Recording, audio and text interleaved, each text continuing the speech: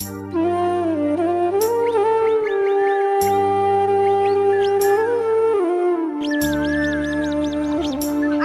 হাত দেয় না।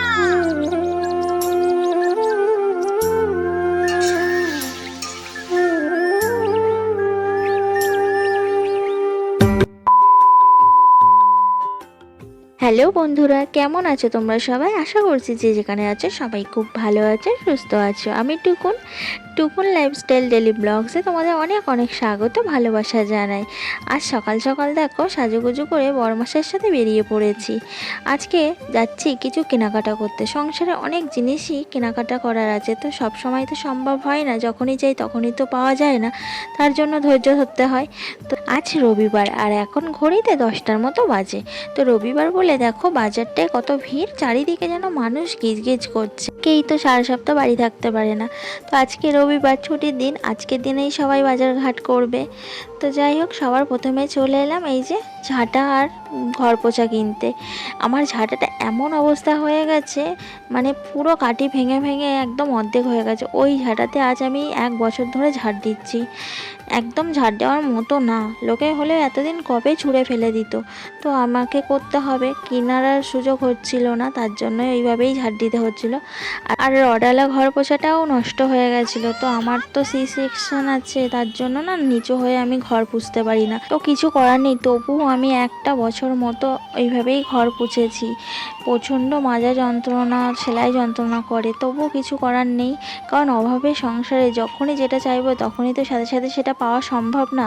আর এই ঘর পোছা ডান্ডিগুলো, তারপরে এই গালার ঝাঁটাগুলো না ভীষণ দাম, 150 টাকা করে দাম নিল ঝাঁটাটা, আর ঘর পোছাটা নিল 160 টাকা, এই 70 টাকা।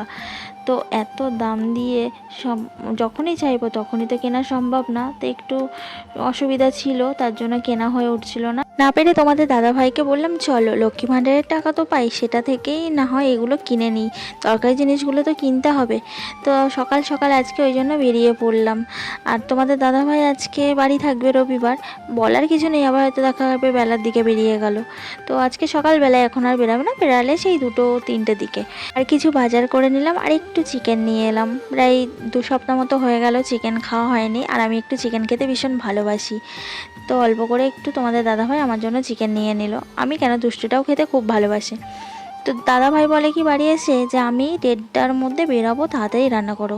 আর এখন 11:30 বেজে গেছে, প্রায় 11:45 বাজতে যায়। আমি কখন এইটুকুনি টাইমের মধ্যে রান্না করব বলো? কাটতে ধুতে একা হাতে রান্না করতে কতটা সময় লেগে যায়। তো দেখি যদি না হয় তাহলে অন্য কিছু দিয়ে খেয়ে চলে যাবে। ভাতটা আগে করে নিয়েছি, তো তাড়াহুড়ো করে সব কাটাকুটি করে এই যে রান্নাটা বসিয়ে দিয়েছি। এক সাইডে উচ্ছে আলু ভাজা বসিয়ে দিলাম, আর এক সাইডে এই যে মাংসটা করার জন্য আলুগুলো ভেজে নিলাম, তারপর পেঁয়াজটা ভাজা ভাজা করে নিচ্ছি। এবার মাংসটা কষিয়ে জল ঢেলে দেবো।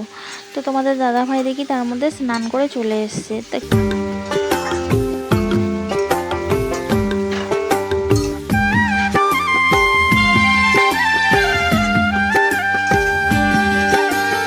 আর এদিকে আমার এখনও মাংসটাই করা হয়নি। উচ্ছে আলু ভাজা হয়ে গেছে, সেই উচ্ছে আলু ভাজা দিলাম। আর ফ্রিজের মধ্যে মাছের তেল ছিল, সেই মাছের তেলটাকে পেঁয়াজ কাঁচা লঙ্কা কুচিয়ে ভালো করে ভাজা ভাজা করে দিলাম। সেটা খেয়ে এই যে তোমাদের দাদাভাই অফিস বেরিয়ে যাচ্ছে।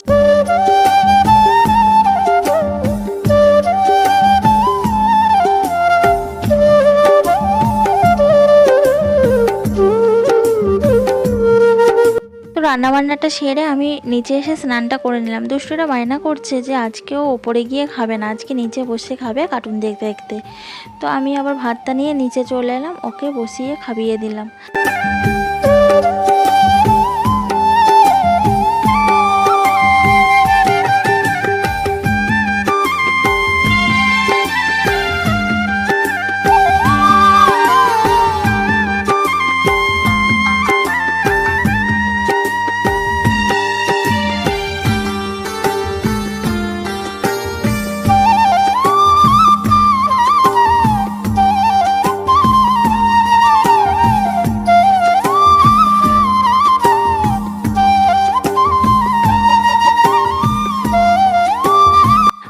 সংসারে একটু বুদ্ধি করে চলতে হবে, না হলে না মাসের শেষে গিয়ে অসুবিধায় পড়তে হয়। তো দুষ্টুটা এত বদমাশ, ও নিজে নিজে হাতে ওগুলো খেয়ে নেয়। আজকে দেখো আমাকে খাইয়ে দিতে হচ্ছে। তো যে সবজিগুলো কিনে এনেছিলাম সেগুলো ফ্রিজে ঢুকিয়ে নিচ্ছি। প্রায় অনেক দিন হয়ে গেল সবজিপাতি কেনা হয় না, আজকে একটু বেরিয়েছে বলে একেবারে সবজি কিনে নিয়ে এলাম। একটু ঢ্যাঁড়স কিনলাম, উচ্ছে কিনলাম, একটু এঁচড় কিনলাম আর একটু পুঁই শাক কিনলাম। তো চলো বন্ধুরা, ভিডিওটা আমি এখানেই শেষ করছি। আমার এই ছোট্ট ভিডিওটা তোমাদের কেমন লাগলো তোমরা কিন্তু কমেন্টস করে জানাবে। আর ভালো লেগে থাকলে লাইক করে দেবে, চ্যানেলটা সাবস্ক্রাইব করে আমার পাশে থেকো। তোমরা সবাই ভালো থেকো, টাটা।